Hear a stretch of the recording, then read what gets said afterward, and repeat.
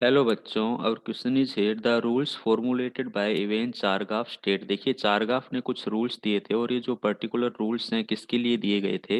ये दिए गए थे हमारे पास में डीएनए के लिए दिए गए थे, क्योंकि डीएनए के अंदर क्या होता है, टू पॉलीन्यूक्लियोटाइड चेन है। अब ये दोनों पॉलीन्यूक्लियोटाइड चेन जो हमारे पास में होती हैं, ये आपस में कैसे एसोसिएटेड रहती हैं? ये रहती है नाइट्रोजन बेस के द्वारा। तो इसी पर बेस्ड कुछ रूल्स दिए गए थे।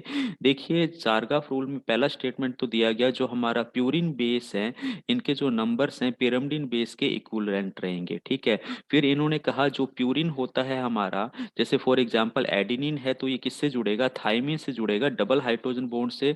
जबकि हमारे पास में साइटोसिन है, वो गुएनिन से जुड़ेगा, ट्रिपल हाइड्रोजन बॉन्ड से। तो और ये नंबर हमारे पास में फिक्स होते हैं। एक एक करके हम इनके स्टेटमेंट पर चलते हैं। पहला है एडेनिन थाइमिन के इक्विवेलेंट रहेगा एंड गुएनिन हमारा साइटोसिन के इक्विवेलेंट रहेगा in any molecule of DNA. Yes, ये बिल्कुल सही स्टेटमेंट जाता है पहला ही। ठीक है।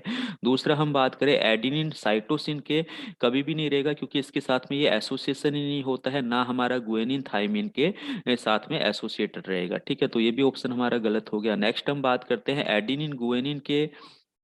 अगर हम बात करें इक्विवेलेंट है, नहीं, एडेनिन और गुएनिन तो हमारे पास में क्या हो गए, प्यूरिन हो गए ना दोनों, और ये कभी आपस में एसोसिएट नहीं होते। जितने एडेनिन होंगे उतने हमारे थाइमिन होंगे।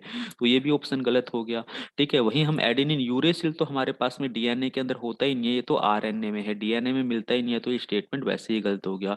तो ऑप्शन ए हमारा यहाँ पर क्या है, बिल्कुल राइट आंसर है। इनका कहना है जितने हमारे पास में एडेनिन होंगे उतने ही हमारे पास में क्या होंगे, थाइमिन होंगे। और जितने हमारे पास में गुएनिन होंगे उतने ही हमारे पास में क्या होंगे, साइटोसिन होंगे। तो ये स्टेटमेंट बिल्कुल सही जाता है, ऑप्शन ए राइट आंसर है। Thank you.